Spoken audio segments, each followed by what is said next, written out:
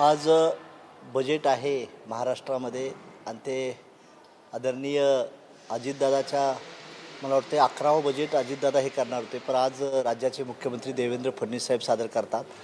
या बजेटमधून खऱ्या अर्थानं शेतकऱ्यांच्या कर्जमाफीचा मुद्दा सुटला पाहिजे. त्यांना ही देण्याचा प्रयत्न केला पाहिजे. शेतकऱ्याबद्दल ही देण्याची भूमिका या राज्य सरकारनं करावी, हीच अजितदादाला आदरांजली असेल.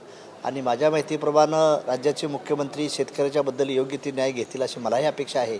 कारण आम्ही बच्चू कडू असेल, राजू शेट्टी, मी असेल, स्वतः आम्ही आंदोलन केलं होतं. त्या आंदोलनाचं फलित लवकरात लवकर शेतकऱ्याला मिळावं. आणि शेतकऱ्याला शब्द राज्याच्या मुख्यमंत्र्यांनी दिला होता का आम्ही तुमचा 7/12 कोरा करू, तर 7/12 कोरा करण्याचं त्यातून बजेट मिळावं.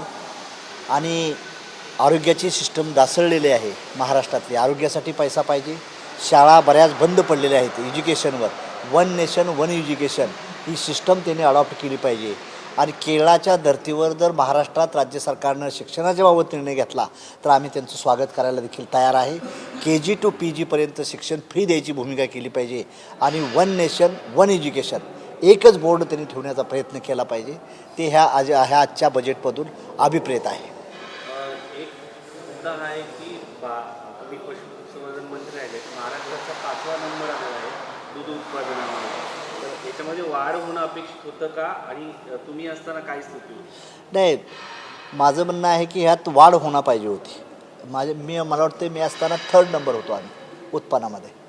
दुधाचं काय झालं आहे की आता जे आमचे शिक्षणात जी मुलं शिकलेली बेरोजगार आहेत त्यांच्यासाठी जर ॲनिमल हजबंड्रीच्या योजना शासनानं सेंटरनं मदत करून जर दिल्या तर शेतकऱ्याचा पोरगा देखील उद्योगपती होऊ शकतो.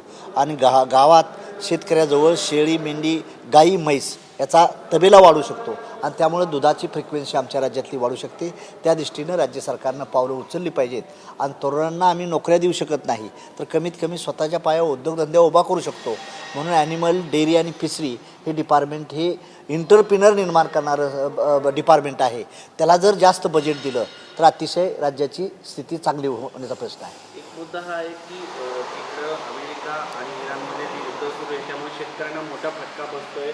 खास करून केळी, द्राक्ष हे जी पिकं ऐन रमजानच्या महिन्यामध्ये आखाती देशामध्ये जातात त्याचा फटका शेतकऱ्यांना बसणार आहे. त्यांना कंपल्शन मिळेल का, याच्या संदर्भात भारत सरकारने काही पावलं उचलायला? आमचं म्हणणं आहे की परवा जी पार्लमेंटरी डिबेटमध्ये झाल्यानंतर अमेरिकेच्या क्लचमध्ये येऊन इंडियाची कृषी धोरण जे राबवण्याचा प्रयत्न केला आहे.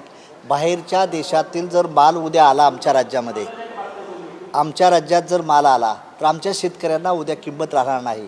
पण पहिल्या जुटला तिकडलं जे आयात निर्यातचं धोरण आहे अमेरिकेचं येणारं ते पहिलं बंद केलं पाहिजे.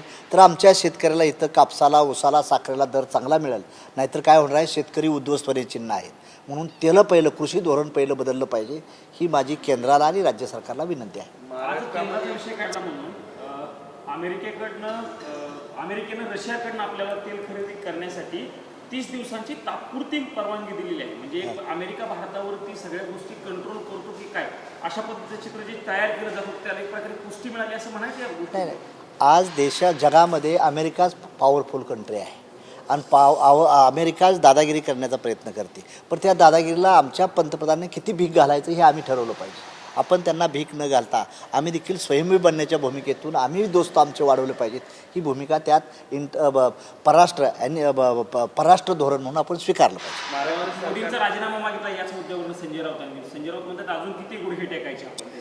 आता राजीनामा वगैरे मी काही मागणार नाही, परंतु हे जी गोष्ट जर देशाच्या पंतप्रधान हा मेन असतो त्यांनी ते डिसाईड केलं पाहिजे की आम्ही कुणाशी दोस्ती आणि कुणाशी मैत्री याचा हात ठेवला पाहिजे. याचा विचार त्यांनीच केला पाहिजे.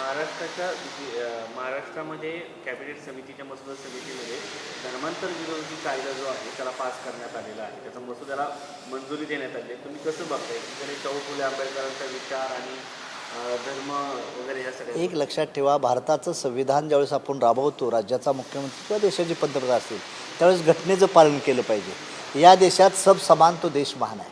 सर्वांना घेऊन समतावादी भूमिका आपण जाण्याचा प्रयत्न केला पाहिजे. एखाद्या धर्मावर अन्याय अत्याचार करण्याची भूमिका ना अशी बिलं पास करून त्यातून काही जास्त निष्पन्न होईल असं काही नाही, हे आम्हाला त्यातून सांगायचं आहे. आणि हे राज्य महाराष्ट्र हे पुरोगामी राज्य आहे. शाहू फुले आंबेडकरांना मानणारं राज्य आहे. त्यांच्या विचारावरच हे राज्य चालेल. असा आतंकपणा चालणार नाही कायदा करून आणि काय करून. अजित पवार यांच्या सगळ्या प्रकरणामध्ये जी काही चौकशी सुरू VSRचा मालक आहे त्याला सरकारी सेवा सुविधा चौकशीसाठी आले असताना त्याला बरदास्त करण्यात आलं, त्याला VIP ट्रीटमेंट देण्यात आली असा आरोप आता विरोधकाकडून केला जातो. रोहित पवारांनी आणि अजित पवारांच्या विमान अपघातावरतीच शंका राज्यात असं आहे की सामान्य लोकांच्या मनात देखील ती शंका आहे. केंद्र आणि राज्य सरकारला आपल्या माध्यमातून आमचं म्हणणं आहे की तुम्ही एकदा सोक्षमोक्ष लावा, दूध वेगळं आणि पाणी वेगळं करण्याचा प्रयत्न करा.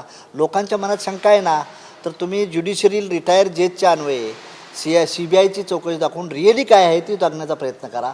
असं दाबून प्रयत्न नाही. सामान्य लोकांची बी इच्छा आहे की दादाचं असं झालेलं आहे, त्यामुळे त्याला जर पुष्टी द्यायची असेल, त्याला जर तुम्हाला क्लॅरिफिकेशन करायचं असेल तर कुठला तरी येणार आयोग येणार, तात्पुरतं बसणार, जिथं झाडच नाही तिथं झाड आहे म्हणून दाखवणार, हे योग्य नाही. आणि सत्य काय आहे ते महाराष्ट्राच्या जनतेला कळावं. अजितदादावर प्रेम करणारा फॅन्स वेगळा होता, महाराष्ट्रातली जनता होती, इव्हन विरोधी पक्षातली लोकंसुद्धा त्यांच्याबद्दल हे हळहळ केला. त्यामुळं आमचं म्हणणं आहे की जे सत्य काय आहे ते जाणून घ्यायचा प्रयत्न राज्याने करावा. सीबीआयची मागणी खरं तर त्यांच्या पक्षाकडनं देखील केली जाते. म्हणजे उपमुख्यमंत्री सुनेत्रा पवारांनी पत्रही दिलं होतं मुख्यमंत्र्यांना आणि मागणी केली होती. आता त्या पंतप्रधानांची पण भेट घेतात. म्हणजे एकी सरकार त्यांचं CBI यंत्रणा त्यांच्याकडे, मग चौकशी का लागत नाही? सगळ्यांचीच मागणी. माझं म्हणणं आहे की सुमित्रा वहिनी आता राज्याच्या उपमुख्यमंत्री आहेत, त्यांच्या अलायन्स पार्टनर आहेत आणि देशाच्या पंतप्रधानांनी, गृहमंत्र्यांनी, राज्याच्या मुख्यमंत्र्यांनी ऐकून घेऊन ही CBIची मागणी करून लिगल रिटायर जजच्या अन्वये याची चौकशी झाली पाहिजे, ही आमची भूमिका आहे. सर, बारामतीमध्ये भविष्यात निवडणूक होणार आहे. बारामतीमध्ये तुमचा पक्ष एक प्रबळ दावेदार राहिलेला आहे, तर सुनेत्रा पवार यांना उमेदवारी दिली जाणार अशी शक्यता व्यक्त केली जाते, किंवा दिली जाईल सांगितलं आहे. तुमच्या पक्षाच्या वतीनं उमेदवार त्या ठिकाणी दिला जाईल? नाही, मी एवढंच सांगेन की त्यावेळेस साऱ्या पक्षाचा विचार होईल आणि मी माझ्या पक्षाच्या महाराष्ट्राच्या अध्यक्षांना सांगेन की बाबा तिथं आपण एका दृष्टीनं अजितदादा आपले चांगले जवळचे मित्र होते आणि विशेष सांगायचं परभणीची लोकसभेची जागा मला राष्ट्रवादीच्या कोट्यातून सोडली होती. त्यामुळे आपल्या राष्ट्रीय समाज पक्षानं तिथं उमेदवार देऊ नये अशी मी राज्याच्या अध्यक्षाला विनंती करेन. Thank you sir. थँक्यू.